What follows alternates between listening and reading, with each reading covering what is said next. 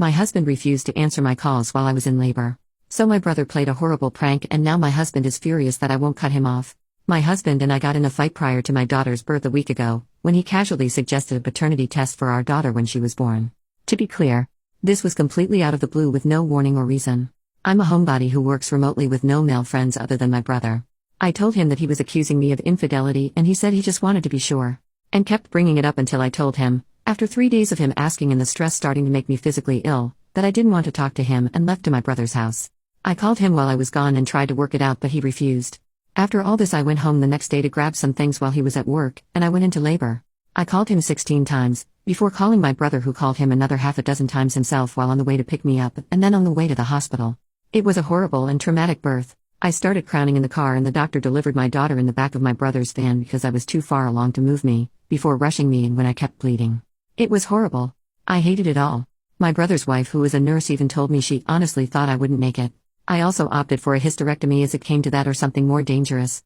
I only ever wanted one or none, but my husband wants a large family. I'm trying to bond with my daughter, but it's been hard. The point is that during this, while I was returning from surgery, 10 hours after I called, my husband finally responded and asked why I hadn't answered his call.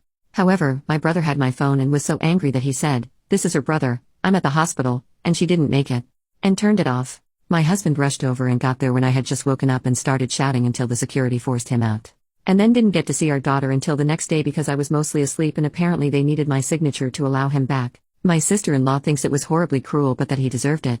But my brother stands by his prank and says that he only gave my husband 10 minutes of the same fear he had felt at my side for 10 plus hours. Whenever he sees my husband, he also keeps telling him that I nearly died because we waited for him. My brother used to be mostly indifferent to my husband, but now he absolutely hates him. You can see it in his face whenever my husband enters the room, and he's been visiting a lot because he doesn't trust my husband to care for me while I'm still healing.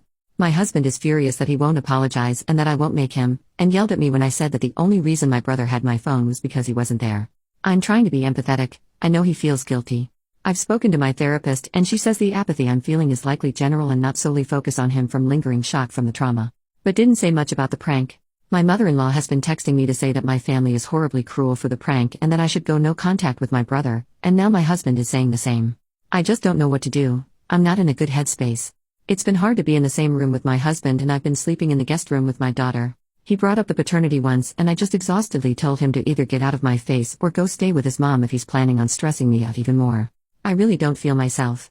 And yes, I'm taking the likelihood of PPD seriously, and my therapist who has suggested that it may be PTSD too.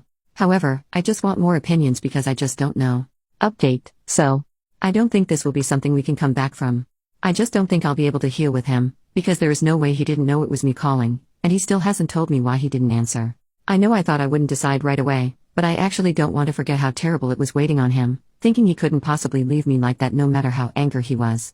I took the time to think of that moment before it all went down, and just how grossly betrayed and scared and alone I felt while the contractions were hitting, and I was on my knees trying to breathe through the pain while waiting on the phone while it rang though. And I just don't think there's any coming back for that. I wouldn't want my daughter to think it's okay to stay with a man who destroyed her trust that way either. I will be contacting an attorney, and we'll be meeting with them in the coming weeks. We had a prenup, so it hopefully won't be too hellish, I hope. I feel like this situation became even clearer when my friend asked me if I'd still trust him as the one to sign off on my medical papers, and the reaction to that idea was visceral. I wouldn't, and I want him to get off that legality as soon as possible. In fact, there are roommates I had in college who I would trust more. I would have never ignored so many calls from him consecutively unless I had told him expressly that I was unavailable at a specific time, and even then. I feel good with my brother and sister-in-law here with me, especially so with her being a nurse and having been there through the birth. It's really helped us bond in a way that we'd never really had time to. I've also finally told my old friends about the baby, and they are alternating to come and help me out for the next little while. None of this even touched the paternity test, but I'll get it for the proceedings, I guess. So I guess he'll get what he wanted. Anyway, I'm safe and well. And my daughter is healthy and happy as a peach, and pretty much an angel who is happy to sleep peacefully anywhere and took to the milker with ease. Which is such a blessing since everything still hurts. Just making this decision has taken an odd weight off my shoulders, and my sister-in-law has been really helping us bond. Anyway, thank you for letting me write this out. I'm not good at diaries or journals, but writing to people feels different, and it's actually brilliant for the clarity of the situation. Even my therapist said that I seemed clearer and calmer. I might try a diary again as she suggested.